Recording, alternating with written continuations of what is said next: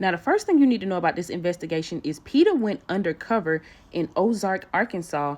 That's where they got all this information from. And I mean, I guess I should give a trigger warning because this stuff is about to get graphic, violent, just nasty. And while I'm not going to show you anything, they were very descriptive in writing out what they found. Now, this investigation took place between April and July of 2006. So technically, there's no current recall on Butterball turkeys, but this resurfacing information just got people freaking out, as it should, because why are we just now hearing about this in 2024? Now, the process in which they get these turkeys, well, ready for the store, if you know what I mean, is done while the turkeys are alive. They hang the birds by their legs, they shock them and electrify them in water. They become paralyzed, but they still feel pain. They open the throats and then defeather them. That's why these employees have access to these live birds to do these disgusting things that I'm about to tell you about. And imagine the desensitized workers, the frustrated workers, the bored workers that have access to these live birds.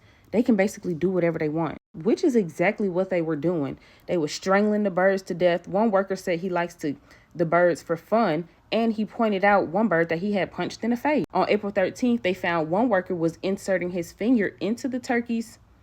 He was doing that for fun, might I add. And then another worker said that he could paralyze birds by punching them at a certain point in their neck and then demonstrate it on a bird. On the 26th of April, they found some more experienced and revered hangers.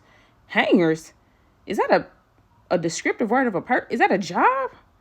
Either way, the hangers were telling the workers to violently slam the birds into the shackles rather than just setting them in there, and then did this multiple times to one bird to show a demonstration.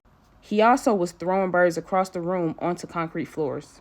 On May the 2nd, somebody got frustrated and kicked the bird in the head and then broke another bird's neck so that her head was touching her back. He laughed about this. I thought y'all just say he was frustrated, but he was laughing. Okay, they say another worker was slamming birds into shackles. On May the 3rd, one worker swung a turkey like a baseball bat into a metal bar of the trailer. He did this again later, slamming a bird into a handrail. I could see the bird's spine and there was a lot of he laughed about this. On May the 8th, one worker took a live bird and stomped on her head, crushing her skull until it exploded. He wiped the blood off his leg and laughed.